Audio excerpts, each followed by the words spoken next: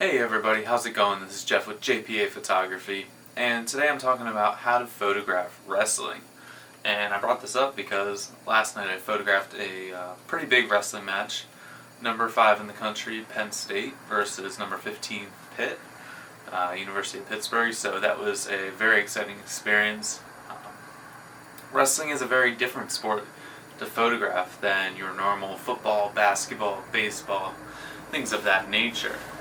When you're photographing wrestling, it's what I like to consider a slow sport. It's nothing against the sport, it's just how it is. A lot of times the wrestlers are hand grappling with each other, or sometimes they might get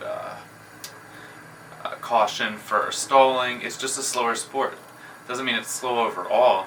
In an instant, they can pop up and flip someone over, and that's something that you want to capture. So it's really tough because the wrestling matches that I've been to, the environments are usually very dark, struggle to photograph. Last night, it was just lit over top of the mat, and then the crowd was entirely dark. So it gives your images a really cool look a lot of the times, but it's a struggle because you want to have a high enough shutter speed that you can capture all that action when they are flipping people over and stuff like that.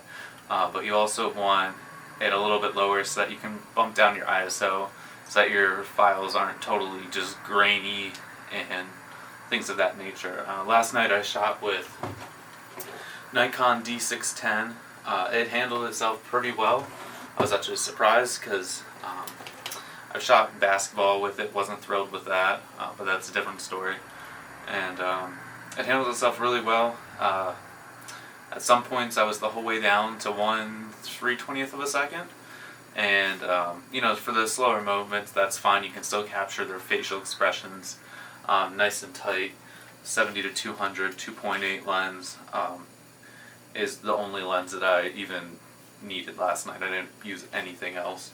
It was fantastic. I got to sit on the edge of the mat, so if you are photographing wrestling, you want to get as close as you can to that mat. If that means, if it's your high school team, you might be allowed to get down near the mat. If not, just try and sit in, the first row of seats, bleachers, whatever it is. You want to get nice and close. You don't want to be up high in the stands. Your photos aren't going to be that exciting, and you're going to be zooming way in, and if you don't have a 2.8, that's going to be really tough as well. So that's a little bit on where you want to be. You want to always be tracking your subject in the face, whatever team. If you're shooting for a specific team, following that guy. I usually use the single point autofocus mode. The group area autofocus mode with the one dot, so that, just in case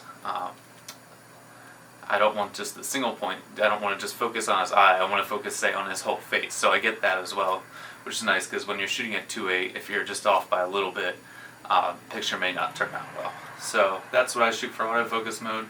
Track the subject usually in their face, since usually they're going at it, and when he's facing me, shoot off a couple bursts. Last night I also took video. I mounted my little point and shoot camera, as I showed you in my past video, on top of the DSLR. I'll link back to that video in this video so that you can see how to do that. It's pretty cool.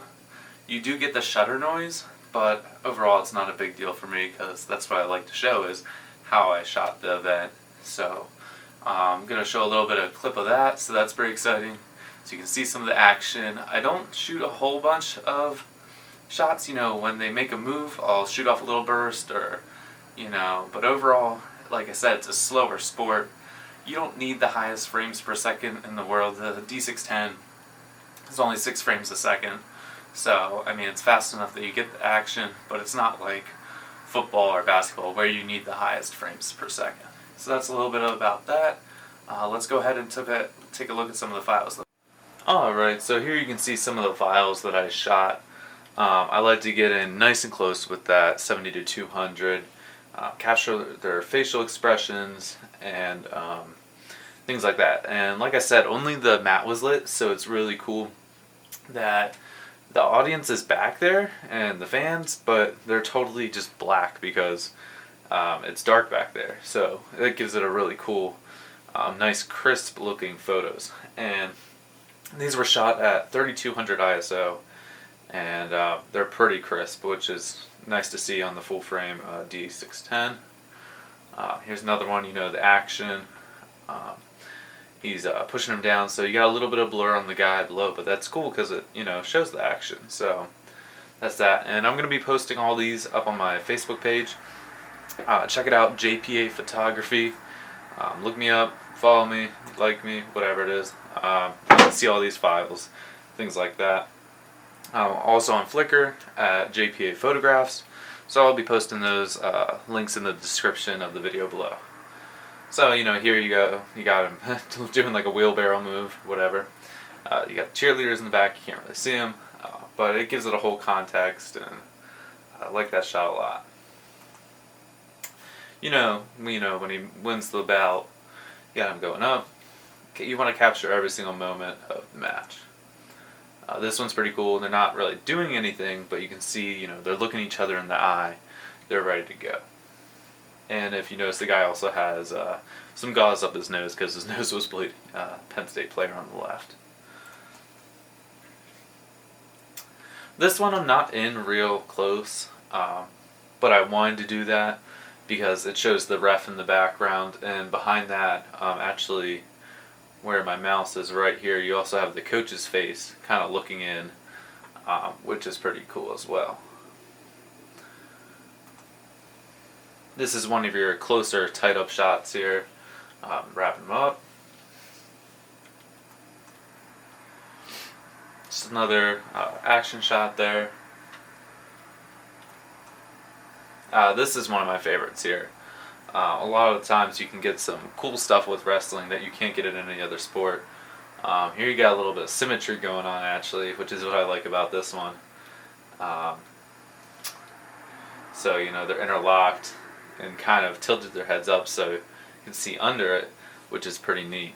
And all of these photos here that you're seeing are unedited. I will go back and edit the ones that I like. Some of these, just fix a little bit of the shadows and lighting, but these are unedited, other than cropping.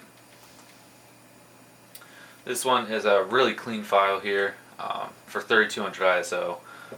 You can't even really tell that it was shot at that. Very clean, as well as that one. And this one right here is one of my favorites. You have him, you can tell that he has won the match. You've got the context of him, the referee, as well as his headgear in his hand. I really like that aspect of it.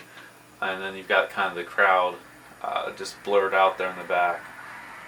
That is probably one of my favorite shots of the night, even though it's not an action shot, just because of how crisp, clean, and storytelling it kind of is. Even though Pitt did end up losing the match. So this is kind of like a beast mode shot right here. He's going Hulk mode. It's a pretty cool shot. You got his bicep busting out. His eyes are angry. That's what you get in wrestling. You get crazy stuff like this. Of course, I was shooting for Pitt, so I do have other shots of Penn State. There was a guy carrying a guy. That was pretty crazy. You can get some cool stuff. This one I like. Focus right in on the guy's faces here. He's got a bloody nose or bloody face, something going on there. Shows you the intensity of the sport. This one as well, wrapping them up. And some more back there. So that's the ones that I chose to put up on a gallery online. I'll be posting a lot more overall. But these were just my quick favorites after the match that I got to go through and pick out. I haven't even gotten to go through all of them yet. So that's that. Wrestling is, a pretty cool sport to photograph. You get to photograph, emotions, really, is what it is, because it's a one-on-one sport. It's pure emotion, adrenaline, and you can really capture that in the people's faces, and it's just amazing. So that's going to wrap it up for my wrestling tutorial here. I'm going to post some pictures, like I said, on my Facebook and Flickr. Take a look at those and give me a follow, subscribe. I'm going to be doing a lot more tutorials on things like long exposure and stuff like that in the future, so be looking forward to those.